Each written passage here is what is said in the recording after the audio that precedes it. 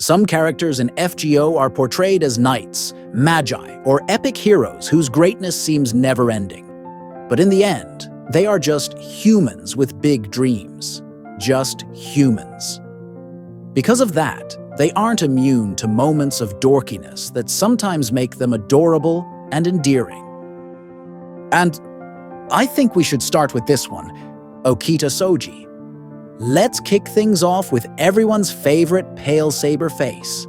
As a proud member of the Shinsengumi, she usually keeps it dead serious. But when she's really happy, she can't help but accidentally drop the tough act, celebrating her big win in the third person and bragging about how healthy she is. Until the cough of death hits. 沖田さん、大勝利！体は大丈夫です。まだまだいけますよ。Okita Alter. Still talking about Okita, let's move to Okita's Alter version. I'm totally obsessed with her design, especially that outfit. But despite being a more serious take on Okita, she still sometimes forgets the name of her own noble phantasm and just makes up something random that ends with beam. なんだったかな。忘れた。くらえ！なんかすごいビーム！ And if you check out her skill lines, you'll find out she can actually fall asleep in the middle of a battle. We might not see it in her battle sprite, but those skill lines spill the tea. Absolutely adorable. 寝てない。寝てないぞ。寝てた。Fuma Kotaro. Fuma Kotaro might be the head ninja of the Fuma clan, famous for his legendary status and all that, but he's still a polite guy when he meets people he respects or people he's a fan of. Like, when he meets Kintoki, he gets all flustered and straight up asks for his autograph. 足柄山の大先輩。神と筆。ここに一筆お願いしたいのですが。In Shimosa, he's totally honored to be around so many legendary sword masters, but that doesn't stop the protagonist and Musashi from teasing him constantly. And in his summer costume, his love for summer fun slips out before he tries to play it cool again. This adorable social awkwardness just makes him even more lovable to everyone watching. Nitocris, Assassin. This one's pretty much already obvious from her caster version. Nitocris has that whole tough on the outside, soft on the inside vibe going on. But in her swimsuit, Assassin version, she takes it to the next level. Until you hit her first ascension, she's got a completely different set of bond lines where she pretends to be Medjit. It's both hilarious and seriously cute. And when she finally pulls the sheet off her head, she's super disappointed that the protagonist wasn't fooled by her perfect disguise. 私はメジェド様の化身。John Alter, Berserker. As an Avenger, she's always been the type to rage and roast everyone around her. But with the summer event rolling in, she's finally loosening up, having fun with the squad, and going full Berserker mode. Now, here's the thing. She's got this massive ego and will not let anyone compare her to the OG John. She's obsessed with being cool, badass, and way better than that dolphin-obsessed saint whose manga always wins at server fees. It's actually kinda adorable how hard she's trying.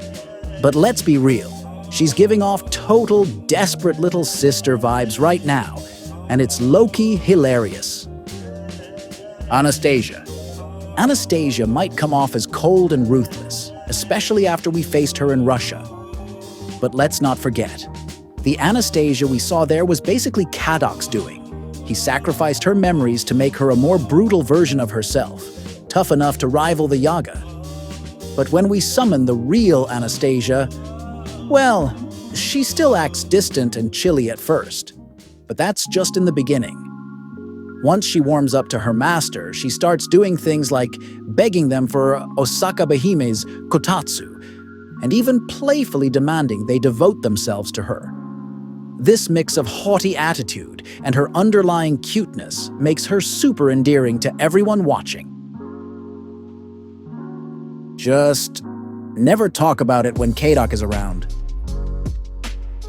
Avisbron. From the outside, you can't even read his expressions because he's always wearing that golden mask.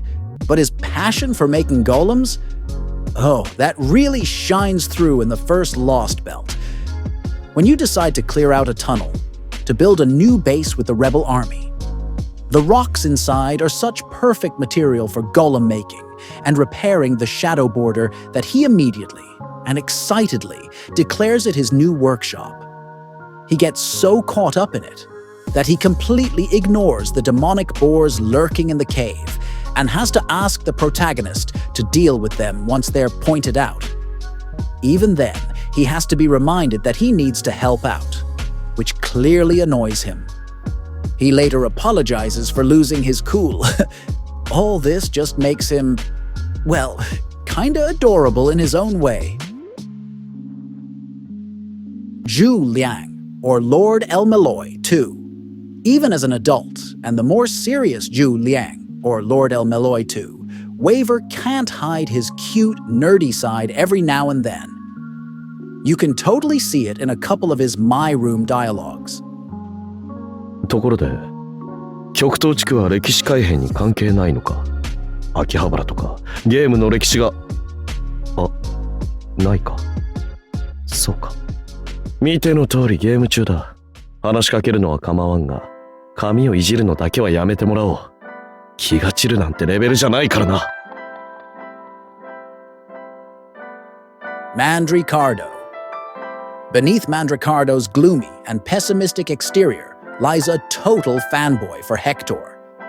The moment he thinks about meeting him and getting his autograph, he practically squeezes with excitement. ヘクトール！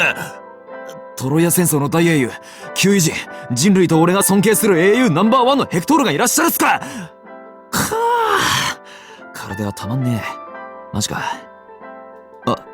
サインとかもらうのありっすかね、マスター。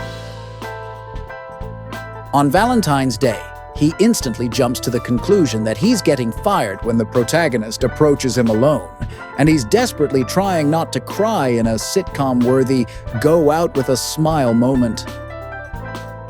Marie Antoinette, a queen from France, and we all know exactly which moment I'm talking about when it comes to showing off this dorky side of hers.